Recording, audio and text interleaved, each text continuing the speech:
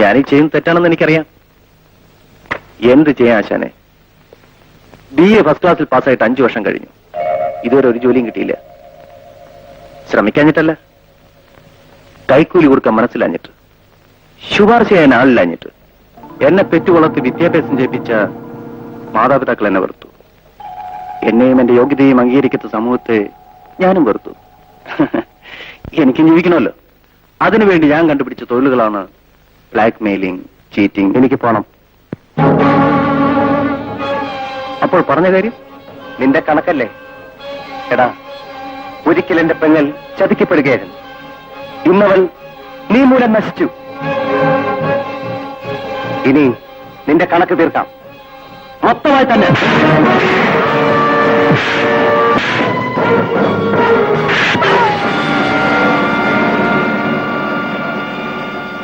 ഇപ്പൊ ഞാൻ പോണു.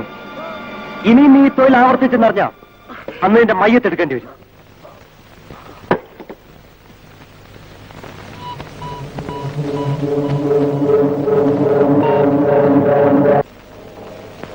നസീമ, നസീമ,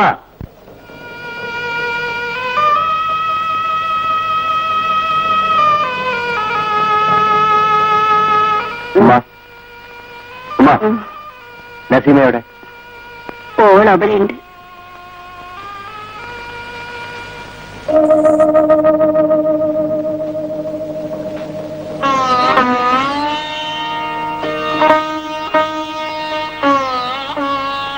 നസീമ, കഴിഞ്ഞതൊക്കെ മറക്കുമോളെ. ഇനിയും അവൻ എന്നെ ഒരിക്കലും ഉപദ്രവിക്കില്ല. നമ്മള് പാവങ്ങളാണ്. പാവങ്ങൾക്ക് ഈ നാട്ടിൽ ജീവിക്കണമെങ്കിൽ എല്ലാം നഷ്ടപ്പെടണം. നമുക്ക് ഈ നാട് വിട്ട് എവിടെയെങ്കിലും പോകാം. നീ എന്താ ഒന്നും മിണ്ടാത്തത്? ഇക്കയോട് എന്തെങ്കിലും പറയുമോളെ.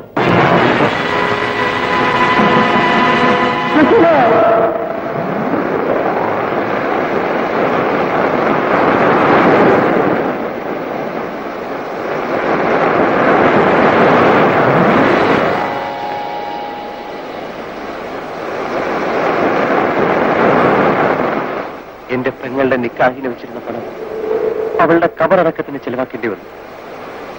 എല്ലാം നഷ്ടപ്പെടുത്തിയ കാഫറിനെ തേടി ഞാൻ പലയിടത്തും നടന്നു. ഏറ്റവും ഒടുവിൽ കണ്ടത് നിങ്ങളുടെ വീട്ടിൽ വെച്ച. അതുകൊണ്ടാണ് ഞാൻ ഇന്ന് അവിടെ വന്നത്. അതവന്റെ സ്ഥിരം താവളമായിരിക്കുമെന്ന് ഞാൻ വിശ്വസിച്ചു. അടിക്കുമ്പോ അവൻ മരിക്കുമെന്ന് ഞാൻ കരുതിയില്ല. കൊല്ലണമെന്ന് എനിക്ക് ആഗ്രഹമില്ലായിരുന്നു. നിങ്ങളോട് എനിക്ക് സഹതാപമുണ്ട്. പക്ഷെ കഴിഞ്ഞ കുറെ മണിക്കൂറുകളായി ഞങ്ങൾ അനുഭവിക്കുന്ന വേദന എനിക്കറിയാം. ഞാനാണ് തെറ്റിയത്. ഞാനായിട്ട് തന്നെ അതിന്റെ പരിഹാരവും കണ്ടോളാം. ഈ സംഭവം നിങ്ങൾക്കല്ലാതെ മറ്റാർക്കെങ്കിലും അറിയാമോ? എനിക്കും എന്റെ ഭാര്യയ്ക്ക് മാത്രമേ അറിയൂ. ഇനിയും അതവിടെ ഇരുന്നാൽ ലോകം മുഴുവൻ അറിയും. ചെവി നാറ്റം വന്നു തുടങ്ങി. എന്നെ രക്ഷിക്കൂ പ്ലീസ്. ഞാൻ വരാം. നിങ്ങൾ തീരെ പോകും. അതിനു മുമ്പ് എനിക്ക് എന്റെ ഉമ്മയെ ഒന്ന് കാണണം. ഈ സമയത്ത് നിങ്ങൾ വന്നില്ലെങ്കിൽ വേറെ 4 ശവങ്ങൾ കൂടി നിങ്ങൾ കാണേണ്ടി വരും. ഞാനും എന്റെ കുടുംബവും ആത്മഹത്യ ചെയ്യും.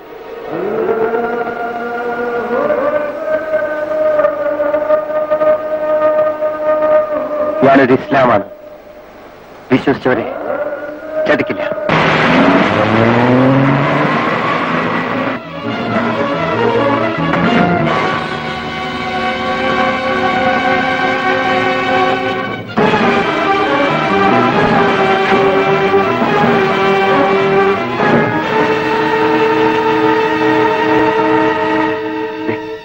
ഇപ്പറ്റി നിർത്തി.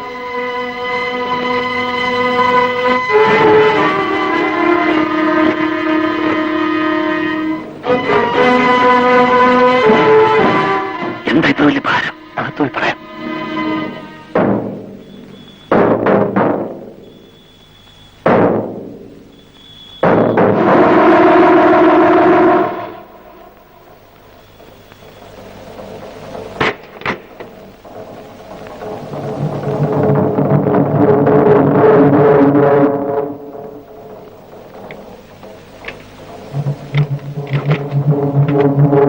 താലിപ്പെട്ടി കൊണ്ടുവന്നിട്ട് ഭാരത്തോടെ തിരിച്ചുവിടാൻ സംശയിക്കും. അതുകൊണ്ടാ ഒന്ന് പിടിച്ചേ.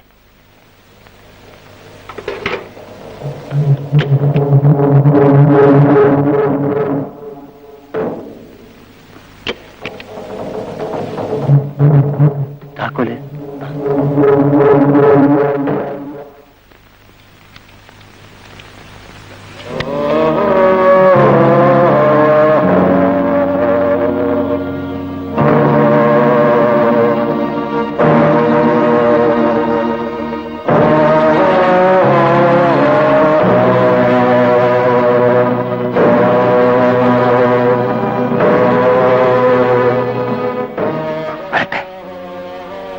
അവസാനമായി എനിക്ക് അവന്റെ മുഖം ഒന്ന് കാണണം.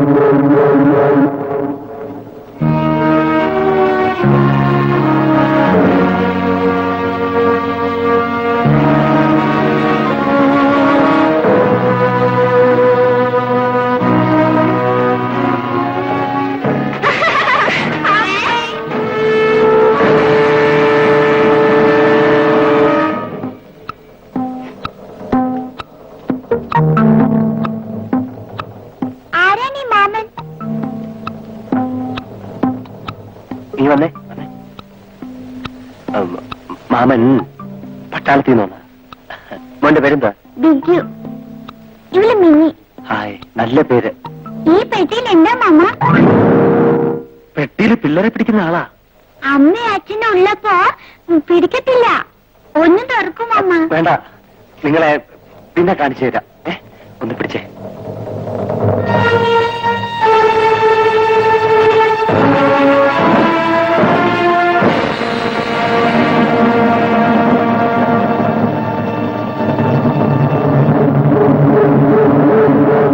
ഇതാരാ? പട്ടാളത്തിൽ നിന്ന് വന്ന മാമനാ. വലിയ ഭാരമാണെങ്കിൽ അമ്പലക്കുട്ടിന്റെ തലയിലോട്ട് വെച്ചാട്ടെ. ഞാൻ പിടിച്ചോളാം. വേണ്ട, മാറിയിക്കേ.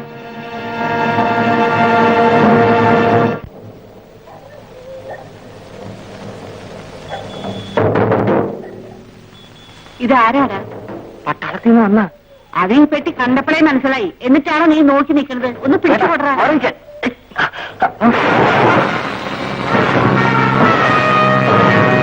ഒരു കാര്യം നേരാമണ്ണം ചെയ്യാൻ അറിയില്ല. പോരാ വീട്ടില്. ഞാൻ വരട്ടെ മക്കളെ. എടാ ഞാനും വരുന്നടാ.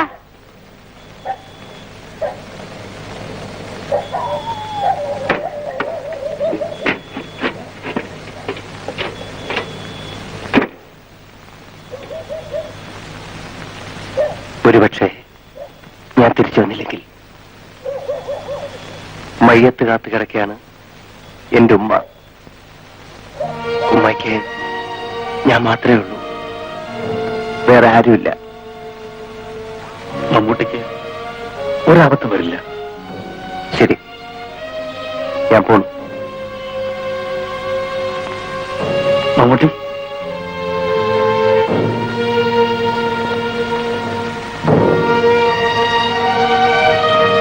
വേണ്ട, ഇതെന്റെ കടമയാണ്. ചെലവിനുള്ള കാശ് എന്റെ കയ്യിലുണ്ട്. ഇതെന്റെ കാശല്ല, മോഹന്റെ ചെലവിന് വേണ്ടി അവന്റെ അമ്മ തന്നതാണ്. പാവ അമ്മ. ഇതൊരു പക്ഷേ നിങ്ങൾക്ക് ഉപകരിച്ചേക്കാം.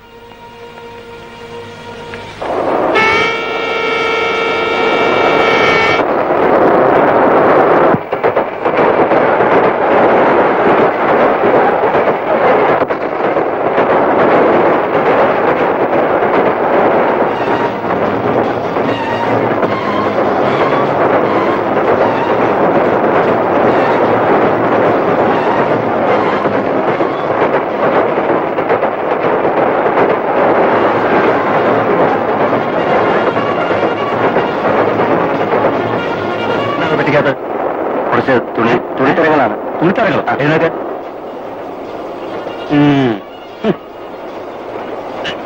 തുണിത്തരങ്ങൾ ഇത്രയും ഭാരോ? അതെ സാർ, ഏ? തുണിത്തരങ്ങളാണ്. തുറക്കണ പെട്ടി.